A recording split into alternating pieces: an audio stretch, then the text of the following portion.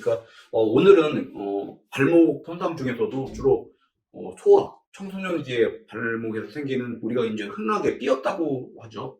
이제 다른 말로는 뭐 염좌라고도 하고 그런데 대부분 그 손상들이 인대 손상인데 어른에서 발생이 되는 염좌하고 소아에 발생이 되는 염좌는 그 손상 부위가 좀 다르거든요. 물론 이제 불안정성, 그 발목이 불안정한 걸 야기하는 건 똑같은데 어른인 경우에는 인대가 손상이 된다면 주로 소아에서는 그 인대를 잡고 있는 뼈들이 손상이 오거든요. 그 이유는 그 10대 초반까지는 오히려 인대보다 뼈가 더 약하기 때문에 인대가 끊어지는 것이 아니고 뼈가 그 손상이 되거나 뼈가 골절이 되는데 그것을 이제 우리가 전혈골절이라는 말을 씁니다. 그래서 오늘은 소아에 발생이 되는 발목의 염좌에 대해서 말씀을 드릴까 합니다. 지금 보시는 사진은 소아에 발생이 되는 염좌의 전형적인 그 손상 메커니즘을 좀 보여드리는 사진인데 지금 보시면은 이쪽 좌측에 그 염좌로 인해서 인대가 다치는 것이 아니고 골절이 되는 것을 볼 수가 있죠.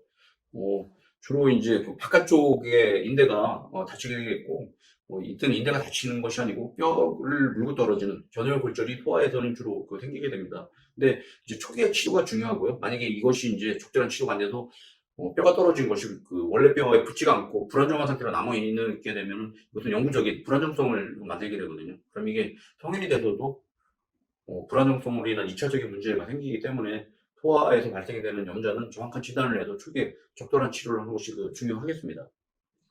주로 이제 소아에 생긴 염좌에서 우리가 엑스레이 촬영을 하게 되면은 지금 보시는 엑스레이와 같이 빨간 원 안에 뼈 조각이 떨어진 것을 볼 수가 있거든요.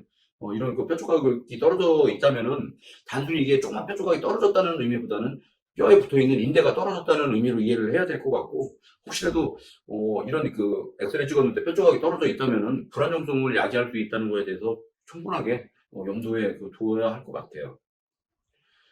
이런 경우에 우리가 이제 CT 촬영을 하게 되면은 지금 화살표에 보시는 바와 같이 CT 촬영상에서 앞쪽에 뼈가 떨어져 있는 것을 볼 수가 있거든요. 지금 이 환자 같은 경우에는 뼈가 이제 경혈골절이 되고 나서 급성기는 아니고 좀 만성으로 진행이 된 경우에 찍은 CT가 되겠는데, 원래 본 뼈와 그 경혈골절된 뼈 조각이 붙지 않고 분리가 된 것을 볼 수가 있는데, 이런 경우에는 이미 불안정성이 야기가 된다고 이해하시면 될 것 같습니다.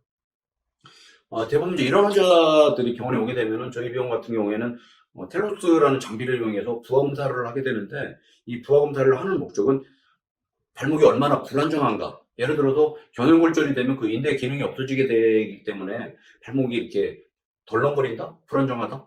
뭐 그런 의미로 이해하시면 될 것 같은데, 이런 불안정성을 우리가 확인할 수가 있는데, 지금 보시는 사진은 텔로스 장비를 이용한 부하 방사선 엑스레이 사진이 되는데, 우측에 보이는 것이 이제 마주 보게 되면은 좌측 발목이 되겠죠. 좌측 발목은 비교적 간격이 균일한 반면에 이 우측의 그 발목인 경우에는 발목의 각도가 많이 꺾이고 아래쪽으로 이렇게 뼈가 떨어진 것을 볼 수가 있거든요. 이런 것을 통해서 전혈골절이 된 것도 확인할 수가 있고 발목이 불안정한 것도 확인할 수가 있습니다. 전혈골절의 정도나 상태가 심한 경우에는 저희가 이제 정확한 진단을 위해서 MR 검사도 하게 되는데, MRI보다는 MRA가 더 정확한 진단이 될 수가 있고요. 지금 화살표에서 보시는 바와 같이 뼈 조각이 원래 그 뼈에서 떨어진 것을 쉽게 MRA 검사를 통해서 확인을 할 수가 있습니다. 만약에 처음에 그 염좌가 생겨서 뼈 조각이 떨어져 있다는 것을 확인한다면 가장 적절한 치료는 지금 그림에서 보는 바와 같이 통기부스를 감아놓는 거예요. 그 많은 그 의원이나 이런 진료를 보는 분들이 단순하게 그 뼈 조각이 그냥 떨어졌다는 것 정도로만 이해를 하고 반기부스 고정을 한다든지 아니면 고정에 대해서 별 그렇게 중요시 여기지 않는 분들이 있는데, 저희 판단에서는 뼈가 떨어지면 불안정성을 야기하고 그건 나중에 문제를 일으키기 때문에 뼈가 떨어졌다면 소아인 경우에 기부스를 감아놓으면 비교적 뼈가 잘 붙거든요. 4주 정도 고정 치료를 하는 것이 전 좋다고 생각을 하고 있고, 그냥 저의 개인적인 경험을 봐도 저희 그 아들인 경우에도 초등학교 때 발목을 한 2차례 뼈었는데 그 중에 한 번 이게 결혈골절이 되어 있어서 통깁스를 감은 적이 있습니다. 지금은 뭐 크게 불안정하지 않게 잘 지내는 걸로 봐서는 그때 치료가 적절하다고 저는 지금도 판단을 하고 있고, 그런 이유 때문에도 소아에서 발생이 된 발목 염좌에 만약에 결혈골절이 있다면 이런 통기부스를 이용한 고정치료는 좀 중요하다고 생각하고 있고 환자한테 권해드리고 있습니다. 근데 대부분의 이런 소아 염좌에서 초기 이런 고정치료가 잘 안 되게 되면은 뼈 조각이 붙지 않고 혼자 이게 떨어져 있게 되겠고, 이건 2차적으로 불안정성을 야기하기 때문에 지금 그림에서 보시는 바와 같이 상당히 불안정한 것을 볼 수가 있고, 이런 경우에 소아, 이제 환자의 경우에 발목이 아프다고 그래요. 특히 어디가 아프냐면은 바깥쪽도 물론 아플 수 있지만 발목 안쪽에 충돌로 인해서 그 염증이 생기기 때문에 발목 안쪽에도 그 통증을 호소하는 경우가 있으니까, 부모님들인 경우에는 발목 안쪽에도 통증이 있는지 없는지 확인이 좀 필요하고요. 만약에 발목 안쪽에 통증이 있다면 꽤 만성적인 소견이라고 이해를 하셔도 될 것 같습니다.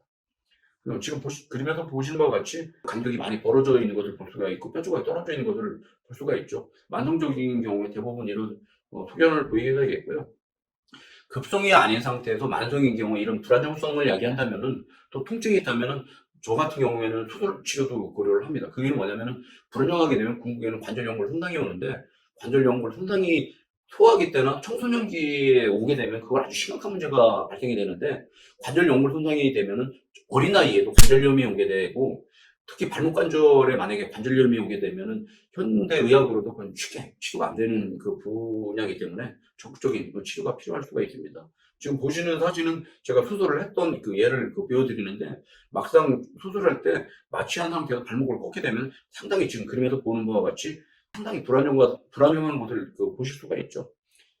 막상 들어가 보게 되면은 그림에서 보시는 바와 같이 이렇게 뼈 조각이 떨어져 있고, 뼈 조각 앞뒤로 인대를 포함한 조직들이 끊어진 것을 볼 수가 있는데, 이런 경우에 뼈 조각은 제거를 하고 인대나 조직들은 뼈에다가 다시 고정을 해주는 그런 수술을 시행을 하는 것이 올바른 치료가 되겠습니다. 이렇게 봉합을 하고 나서 지금 찍은 사진이 되겠고, 매듭을 다 엮어서 안정적으로 된 사진을 지금 보고 계십니다.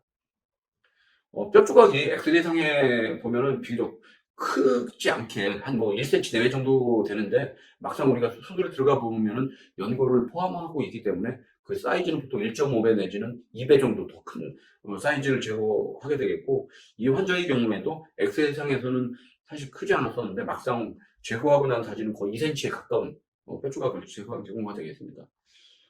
지금 보시는 사진은 수술 전과 수술 후에 그 상태를 보여주는 그 엑스레이 텔로스 검사 장비가 되겠는데, 수술 전에는 불안정했던 좌측 그림이 우측에는 수술 후에 안정적으로 유지가 되는 것을 볼 수가 있고, 이런 상황이 되면 상당히 편해합니다. 소아들이, 청소년들이. 그래서 혹시라도 부모님 중에 자제분들 중에 그 발목 염좌가 있고 엑스레이 찍었는데 뼈 조각이 있다면은 불안정성이 있는지 없는지에 대한 검사를 하시고, 만약에 이것이 증상을 일으킬 정도의 심한 불안정성이라면은 어린 나이에도 수술적인 치료도 저는 중요하다고 생각을 해서 수술적인 치료도 권해드리고 있습니다.